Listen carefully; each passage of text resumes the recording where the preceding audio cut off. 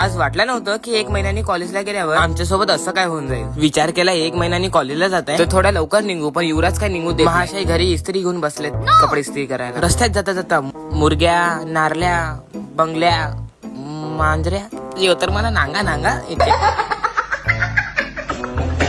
मग काय चालू केली आमची 2 नंबरची बस. पुढचा स्टॉप डायरेक्ट पालघर स्टेशन. स्टेशनावरती आलेलंच होता की प्रणय म्हटला की मी नवीन फोन घेतला, ओपो Reno 16 Pro Max.